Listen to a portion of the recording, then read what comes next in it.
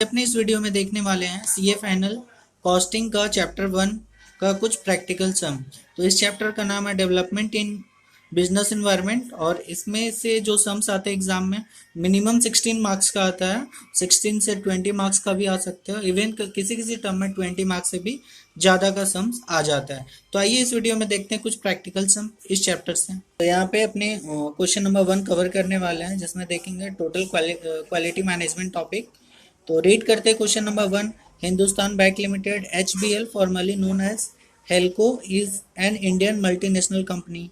It's headquarter is located in Bengaluru India. अपने जब भी क्वेश्चन अपने कॉस्टिंग में जनरली स्टार्ट करेंगे तो उसका सबसे पहले अपने रिक्वायरमेंट देख लेंगे, तो उससे आइडिया हो जाएगा कि क्वेश्चन अपने कौन सा टॉपिक से है। तो ये मेरा ऐसा मानना है कि जब भी अपने कॉस्टिंग में जब भी सॉल्यूशन स्टार्ट करते हैं तो सबसे पहले क्वेश्चन का रिक्वायरमेंट देख लेते हैं, ताकि टाइम मैनेजमेंट सही से हो पाता है।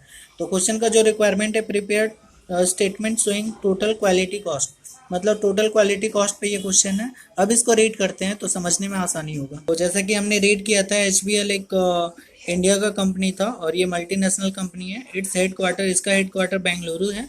It has been founded in year 1990 as manufacturer of locomotives. The company presently listed located as well as in international stock market। ये कंपनी जो इंटरनेशनल स्टॉक मार्केट में भी लिस्टेड है। HBL parent company is Hindustan group. HBL का जो parent company है Hindustan group है। The management of HBL recognize the need to establish culture at the company so that do the right thing right the first time every time. तो अभी अपने जो भी read किए बस वो क्वेश्चन का ज्ञान था, वो मटेरियल चीज़ नहीं था। तो मटेरियल चीज़ जो कॉस्ट डाटा दिया हुआ है और वॉल्यूम ऑफ एक्टिविटी डाटा दिया है वो चीज़ है। तो आइए रीड करते हैं आगे।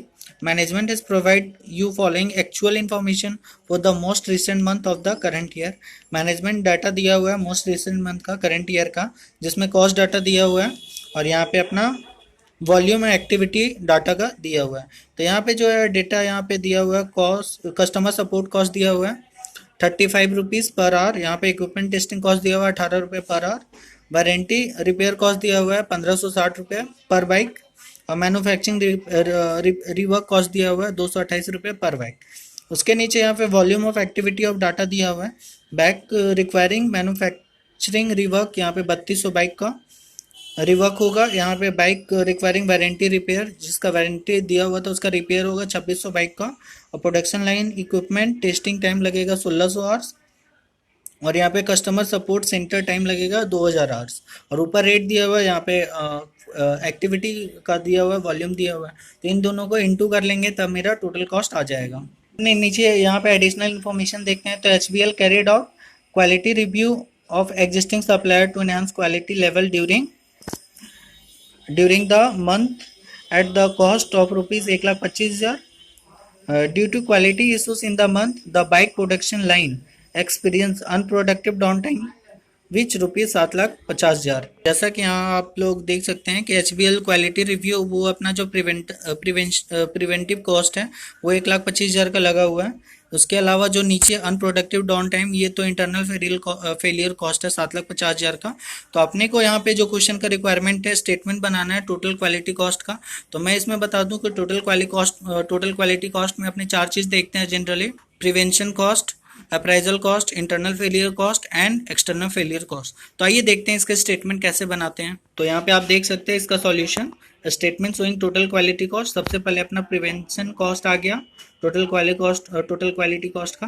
तो अपना जो सप्लायर का जो रिव्यू का 1,25,000 लग रहा था वो अपना प्रिवेंशन कॉस्ट हो गया। और अपने प्रिवेंशन कॉस्ट किसको बोलते हैं? Cost incur prior during production. कोई भी कॉस्ट जो अपने प्रोडक्शन स्टार्ट करने से पहले या ड्यूरिंग प्रोडक्शन लगता है उसको अपने प्रिवेंशन कॉस्ट कहते हैं। जैसा कि यहाँ पे आप देख सकते हैं कि HBL जो इनकर किया था quality review of existing supplier, मतलब जो अपना सप्लायर से रिलेटेड कॉस्ट था क्वालिटी को बढ़ाने के लिए ड्यूरिंग प्रोडक्शन 1,25,000 का। तो ये मेरा आ गया प्रिवेंशन कॉस्ट। वैसे ही अप्राइजल कॉस्ट में क्या आ जाएगा कि अप्राइजल कॉस्ट किसको बोलेंगे? तो cost incurred in order to ensure quality of output. अपने जब कॉस्ट इनकर करेंगे तो अपने ये इंश्योर करेंगे कि जितना कॉस्ट इनकर है उसके अकॉर्डिंग आउटपुट भी अच्छा बन रहा है। तो वो मेरा अप्राइजल कॉस्ट हो जाएगा। अप्राइजल कॉस्ट में यहाँ पे अपना जो है इक्विपमेंट टेस्टिंग कॉस्ट यहाँ पे दिया हुआ था, कॉस्ट पर आवर 18 रुपया और यहाँ पे यहाँ पे इसमें वॉल्यूम में यहाँ पे दिया हुआ था कि production line equipment testing time भी दिया हुआ था 1600 आवर्स। तो 1600 आवर्स को इंटू 18 करेंगे, 1600 आवर्स इंटू 18 करेंगे तो यहाँ पे मेरा इक्विपमेंट टेस्टिंग कॉस्ट आ गया 28,800 रुपया। वैसे internal failure cost cost incurred from इनएडिक्वेट quality, तो मेरा जो क्वालिटी प्रॉपर नहीं है उसके रिगार्डिंग जो कॉस्ट लगता है वो मेरा इंटरनल फेलियर कॉस्ट, या तो इसका आप नाम से भी देख सकते हैं कि इंटरनल फेलियर कॉस्ट मतलब कंपनी के अंदर वाले जो कॉस्ट होता है उसको बोलते हैं। यहाँ पे जो डाउन टाइम है 7,50,000 का, ये 7,50,000 डाउन टाइम मतलब अनप्रोडक्टिव टाइम रहा, मतलब ये क्वालिटी से रिलेटेड मेरा प्रोडक्शन इनएडिक्वेट था, तो उसके रिगार्डिंग ये 7,50,000 लगा है। पे एडिशनल इन्फॉर्मेशन में दिया हुआ था कि unproductive down time which cost rupees 7,70,000, ये वाला 7,70,000 आ गया। मैन्युफैक्चरिंग रीवर्क, तो वैसा आप काम कर रहे हैं कि आपको फिर से उस काम को करना पड़ रहा है क्योंकि आपका जो है इनएडुकेट क्वालिटी है। यहाँ पे आप देख सकते हैं कि मैन्युफैक्चरिंग रिवर्क कॉस्ट जो है 228 रुपये पर बाइक है, और नंबर ऑफ बाइक रिवर्क मतलब 3200 है, तो 228 इंटू 3200 करेंगे तो अपने यहाँ पे 228 इंटू 3200 बाइक का रिपेयर हुआ है, रिवर्क हुआ है, मैन्युफैक्चरिंग रिवर्क हुआ है, तो 7,29,600 आ गया। वैसे एक्सटर्नल फेलियर कोड मतलब सेल के बाद जो भी कॉस्ट इनकर होता है उसको एक्सटर्नल फेलियर कॉस्ट कहते हैं। तो यहाँ पे कस्टमर सपोर्ट कॉस्ट मतलब कोई भी प्रोडक्ट आपने बेचते हैं उसके बाद उसको सपोर्ट सर्विस देना पड़ता है।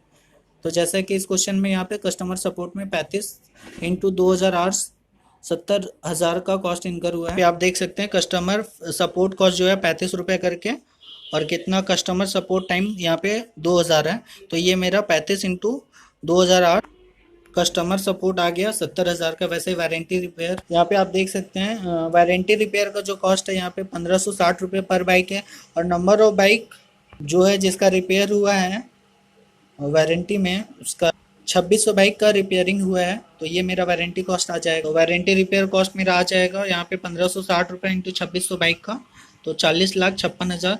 तो यहाँ पे देख सकते हैं अपना टोटल जो क्वालिटी कॉस्ट है वो आ गया मेरा prevention cost, appraisal cost, internal failure cost, external failure cost, इन सबको ऐड करते हैं मेरा तो टोटल क्वालिटी कॉस्ट आ जाता है 57,79,400 रुपया।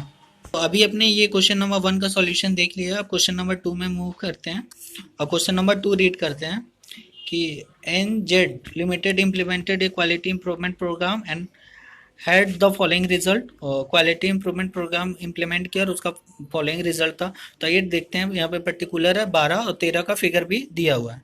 यहाँ पे सेल है, स्क्रैप है, रिवर्क है, प्रोडक्शन इंस्पेक्शन दिया हुआ है, प्रोडक्ट वारंटी दिया हुआ है, क्वालिटी ट्रेनिंग और मटेरियल इंस्पेक्शन का कॉस्ट दिया हुआ है, और उसका फिगर दिया हुआ है 2012-2013 के लिए।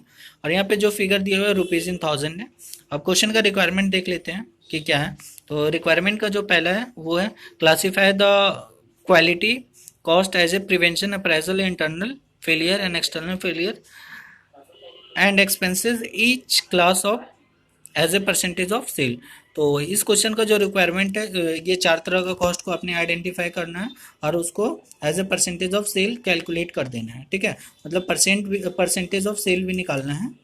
और उसके बाद जो क्वेश्चन नंबर 2 का जो रिक्वायरमेंट है और यहाँ पे compute the amount of increase in profit due to quality improvement. और ये जो इम्प्रूवमेंट किए हैं कॉस्ट का जो कॉस्ट जो इनकर हुआ है उससे कितना क्वालिटी इंप्रूव हुआ है और कितना प्रॉफिट हुआ है, तो वो भी अपने देखेंगे और कितना प्रॉफिट में इंक्रीमेंट हुआ है। तो जैसा कि अपने पिछले क्वेश्चन में देखे थे, क्वालिटी कॉस्ट में जो अपने 4 हेडिंग होता है, prevention, appraisal, internal failure and external failure cost.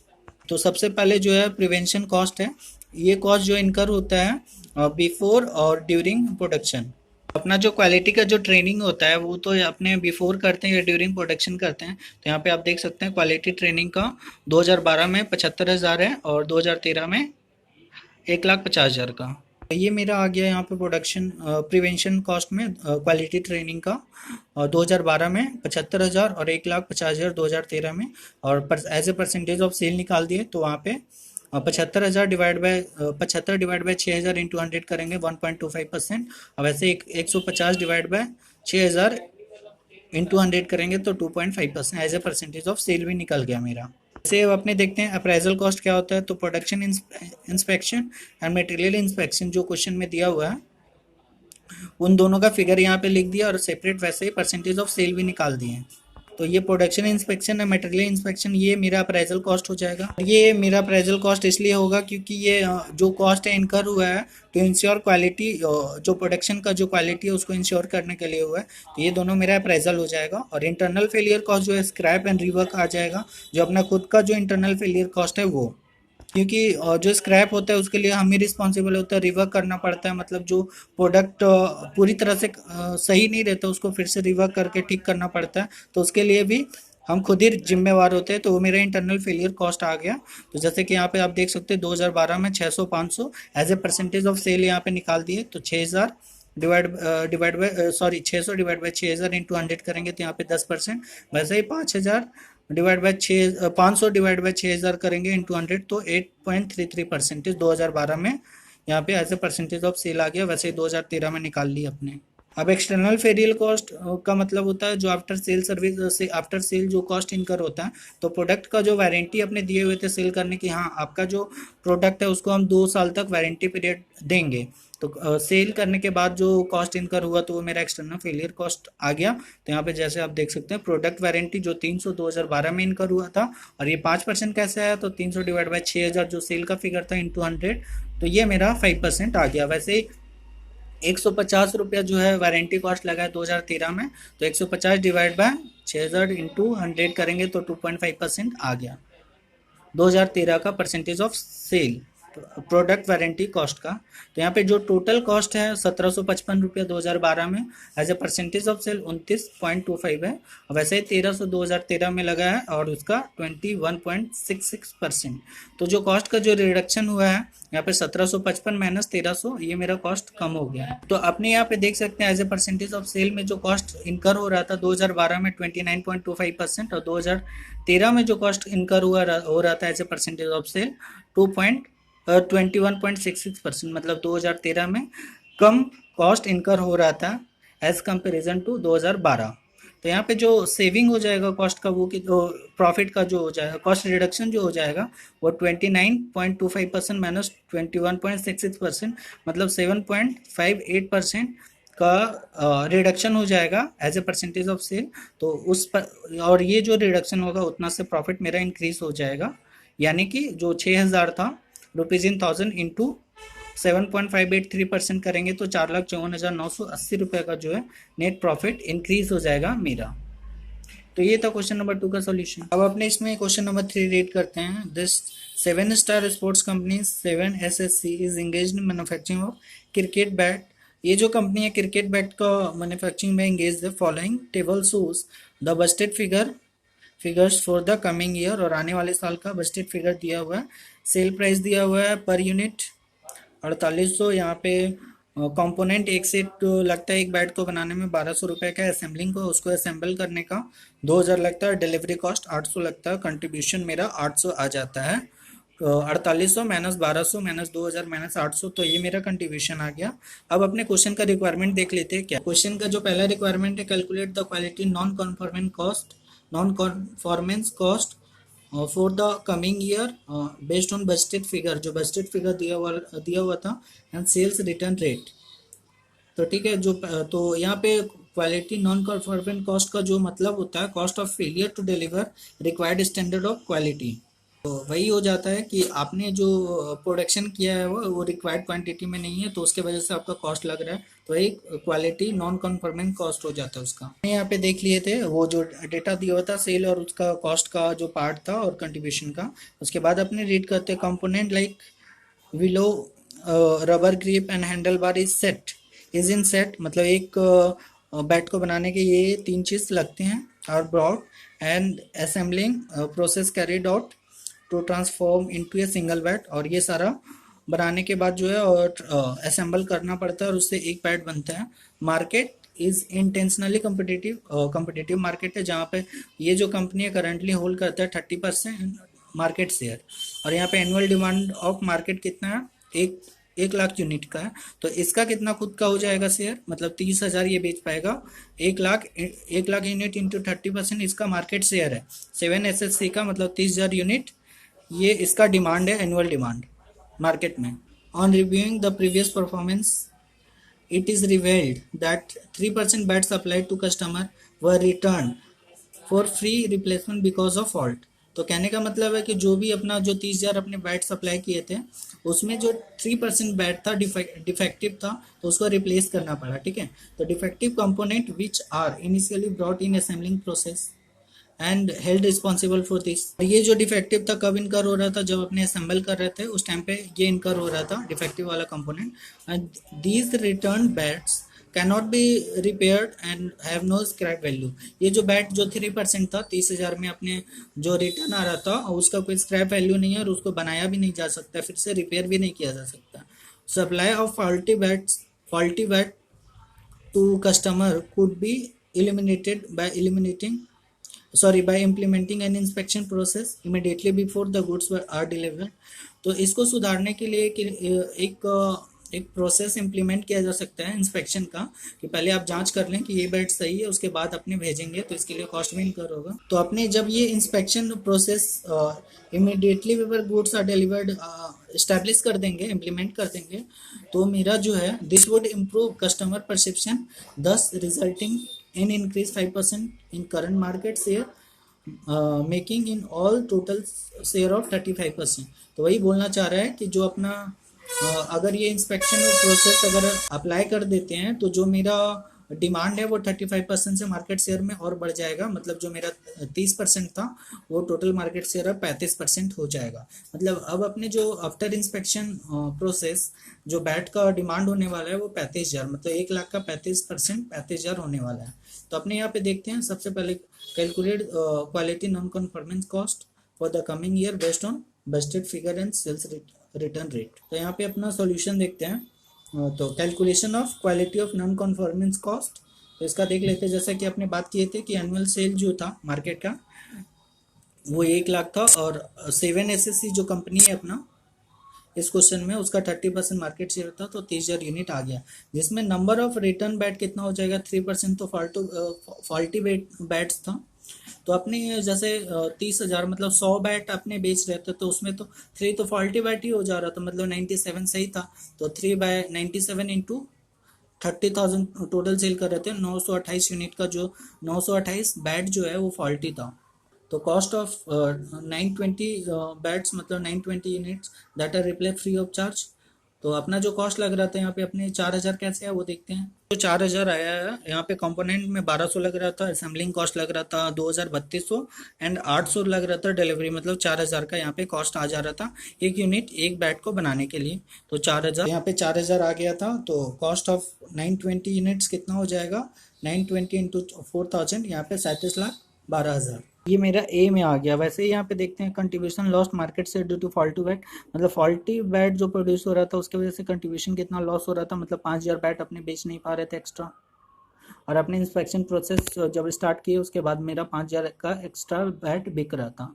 तो यहाँ पे देखते हैं कि 35,04,000 बी का वो कैसे आया है। स्टेटमेंट बनाया हुआ है कंट्रीब्यूशन लॉस्ट मार्केट से ड्यू टू फॉल्टी बैट्स, जिसमें पर्टिकुलर है सेल्स 5,000 यूनिट, जो अपना 35,000 मैंने 30,000 का डिफरेंस 5,000 यूनिट, और इनटू जो सेल वैल्यू था एक यूनिट का 4,800, तो यहाँ पे 24,000 आ गया इन 1000 में। और वैसे उसका वेरिएबल कॉस्ट जो था 4,000, मतलब 1,200 रुपया अपना कंपोनेंट का और 2,000 असेंबली का, और यहाँ पे डिलीवरी कॉस्ट 800, तो मतलब 4,000 इंटू 5,000, तो यहाँ पे 20,000 इन 1000 आ गया। वैसे relevant cost of faulty bat कितना हो जाएगा, तो यहाँ पे 5,000 में कितना हो जाएगा, फॉल्टी 3% तो डिफेक्टिव था, डिवाइड बाई 97% इंटू 5,000, तो यहाँ पे 155 बैट। तो 155 बैट का जो है relevant cost of faulty bat कितना आ जाएगा, 2,000 प्लस 1,200, इसमें डिलीवरी कॉस्ट तो आएगा नहीं, इसलिए 155 इंटू 3200 496 रुपीज़ इन 1000, मतलब 3,504 यहाँ पे कंट्रीब्यूशन आ गया रुपीज़ इन 1000। मतलब टोटल बोला जा सकता है 35,04,000 का कंट्रीब्यूशन लॉस्ट हो जाएगा। तो यहाँ पे जो total quality non conforming cost है वो आ जाएगा A प्लस B, मतलब 37,12,000 प्लस 35,04,000, टोटल 72,16,000 का। और यहाँ पे आप देख सकते हैं क्वालिटी नॉन कन्फॉर्मिंग कॉस्ट का भी बोला हुआ, तो वो कॉस्ट होता क्या है, तो cost incurred by firm as an outcome of quality failure that have occurred, मतलब क्वालिटी फेलियर का रीजन होता है जिसके वजह से क्वालिटी नॉन कन्फॉर्मिंग कॉस्ट लगता है, इनकर होता है। और अपना जो सेकंड था क्वेश्चन का requirement, impact of profitability due to implementation of inspection process वही बोलना चाह रहा है कि अपने जब इंस्पेक्शन प्रोसेस इंप्लीमेंट कर देंगे अपने सिस्टम में, तो फॉल्टी बैट बंद होना मतलब डिलीवर होना, क्योंकि अब अपने जो भी बैट अपने बेचेंगे उसको पहले चेक कर लेंगे, इंस्पेक्ट कर लेंगे कि हाँ वो बैट सही है, तभी बेचेंगे कस्टमर को। तो फॉल्टी बैट जाने का कोई सवाल ही नहीं उठता, और इसके वजह से अपना जो इम्प्रूवमेंट है वो 5% मार्केट शेयर सेल का बढ़ जाएगा, मतलब 30 की जगह पे 35% हो जाएगा मार्केट शेयर अपने। तो यहाँ पे जो टोटल डिमांड अब हो जाएगा आफ्टर इम्प्लीमेंटिंग इंस्पेक्शन प्रोसेस वो 35,000 का हो जाएगा। तो additional contribution due to increase in market share कितना हो जाएगा, 35,04,000 का, जो आपने कैलकुलेट किए थे पीछे। और सेविंग इन डिलीवरी भी हो जाएगा, 928 फॉल्टी बैट अब नहीं जाएगा, और उसका सेविंग एक बैट को डिलीवर करने का 800 था, तो 7,42,000। तो टोटल इंक्रीज इन प्रॉफिट हो जाएगा C+D, मतलब 35,04,000 प्लस 7,42,400, टोटल 42,46,400 का।